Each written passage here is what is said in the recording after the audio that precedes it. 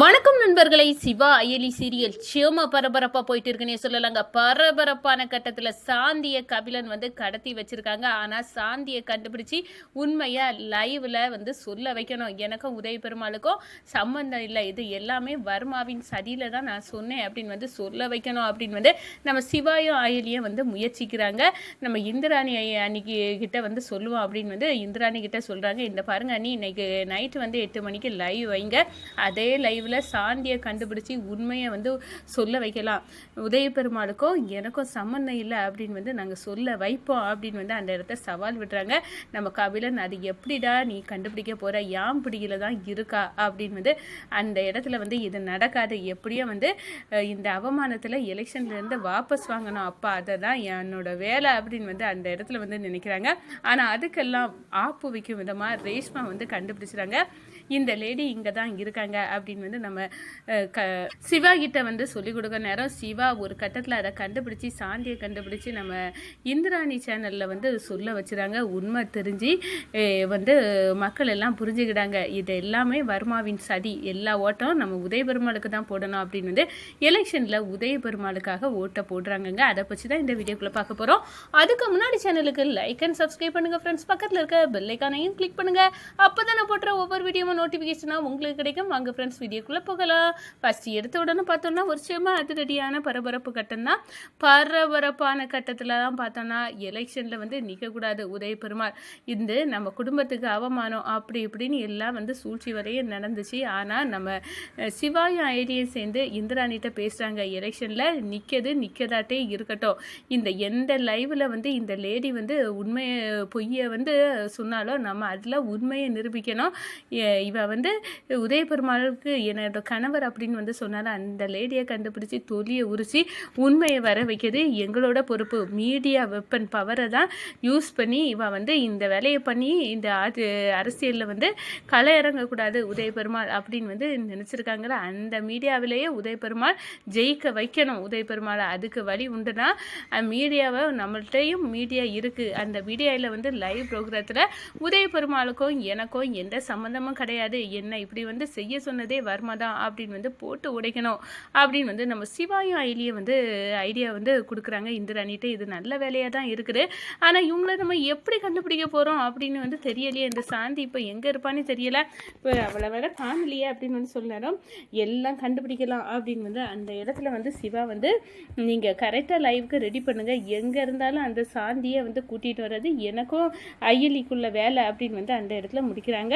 அதே நேரத்தில் இந்த சைடு பார்த்தோன்னா கபிலன் அது எப்படி சாத்தியம், என் பிடியில தான் அவளை நான் சிக்க வைக்க போகிறேன்னு அப்படின்னு அந்த இடத்துல நினைக்கிறாங்க. கபிலன் சாந்தியை கடத்தி வச்சுருக்காங்க.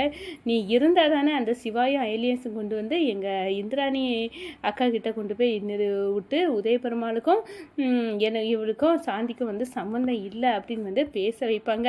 இவங்களே இல்லாட்டினா எங்கே போவாங்க, முடியாது. கண்டிப்பாக இன்னும் 2 நாளில் எலெக்ஷன் இருக்குது. இதில் இவர் நின்ன அவமானம் அவ பேர் அப்படின்னு கண்டிப்பாக யாரும் ஓட்டு போட்ட மாட்டாவ. அரசியலில் அந்த வர்மாவுக்கு எதிராக அப்பா திட்டத்தை போட்டு வச்சிருக்காரு. ஆனால் அப்பா ஜெயிச்சா தானே அதெல்லாம் செயல்முறைப்படுத்த முடியும். அதெல்லாம் இவர் தோத்துட்டாரு, நடக்காதுல. எப்படியும் தோக்க தான் போகிறாரு, இவருக்கு இருக்க கெட்ட பேருக்கு தோப்பாரு அப்படின்னே நம்ம கபிலன் கங்கணம் கட்டியிருக்காரு. வர்மா கால் பண்ணுறாரு கபிலருக்கு. ஏ கபிலா, என்னடா என்ன நடக்குது, எங்க இந்திராணி என்ன செய்கிறா. அதே நேரத்தில் பார்த்தோன்னா உதய பெருமாள் அப்பை எலெக்ஷன்லேருந்து வாபஸ் வாங்கிட்டானா அப்படின்னு சொன்னேன்னா கவலைப்படாத, அந்த சாந்தியை கொண்டு வச்சு நிரூபிச்சிடலாம் சேனலில். உதய பெருமாளுக்கும் எனக்கும் சம்மந்தம் இல்லை அப்படின்னு அவாயாலே உண்மையை கக்க வச்சிடலான்னு இங்கே வேலை நடக்கு. அந்த தந்திரத்தெல்லாம் நான் முறிச்சு போட்டுருவேன். ஏன்னா அப்படியெல்லாம் நடக்கக்கூடாது.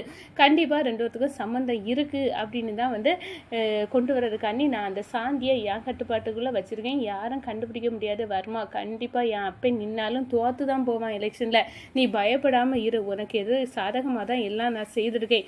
நீ என்ன நம்பு வர்மா. டே டே டே உன்னை நம்பு, நான் கெட்டதெல்லாம் போதும், இனிமேல் நான் கெட போகிறது இல்லை, போதும்டா அப்படின்னு அந்த இடத்துல நம்ம வர்மா சொல்ல நேரம் அப்படியே ஷாக்கிங் ஆகி நிற்கிறாங்கன்னு சொல்லலாம். நம்ம கபிலன் கண்டிப்பாக இந்த சிவாயும் அயலியும் எப்படியும் அந்த சாந்தியை கண்டிப்பாக மீட்கிறதுக்கு முயற்சி செய்வாங்க.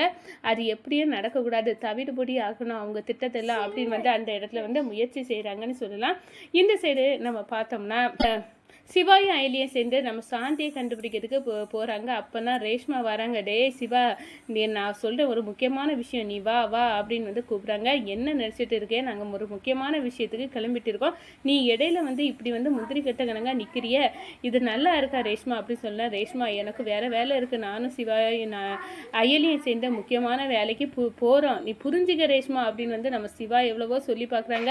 ஆனால் ரேஷ்மா, நான் கூப்பிட்றது அந்த முக்கியமான விஷயத்துக்கு தான், நீ வா அப்படின்னு வந்து சொல்ல நேரம் ஒரு கட்டத்தில் அயலி வந்து கண்டிப்பாக ரேஷ்மா, எங்கள் வாழ்க்கையில் நீ இப்படியெல்லாம் வராத குறுக்க அப்படின்னு வந்து திட்டி விட்றாங்க. அப்போ தான் சிவா வந்து சொல்கிறாங்க, இந்த பாரு, நம்ம அந்த சாந்திக்கு வந்து உதயபெருமாள் கூட தொடர்பு அப்படின்னு வந்து வீடியோ ஃபுட்டேஜ் எப்போ டிவியில் வந்தோ அப்போ ரேஷ்மா நம்மளுக்காண்டி உழைக்க ஆரம்பிச்சுட்டா. அப்போவே இருந்த அந்த சாந்தியை வந்து எங்கே இருக்கா அப்படின்னு வந்து தேடி ஒரு கட்டத்தில் இப்போ சாந்தி இருக்க இடம் நம்ம ரேஷ்மாவுக்கு தெரியுமா, அப்படி இருக்க நேரம் நம்ம டீமுக்கு ரேஷ்மா ஹெல்ப் தான் பண்ணியிருக்கா, அதுக்கு இவ்வளோ வந்து நீ திட்ட வேண்டிய தேவையில்லை அப்படின்னு சொல்ல நேரம், அப்படியா, நான் தவறாக புரிஞ்சுக்கிட்டேன், என்னை மன்னிச்சிரு ரேஷ்மா அப்படின்னு வந்து அந்த இடத்துல அயலி சொல்கிறாங்க.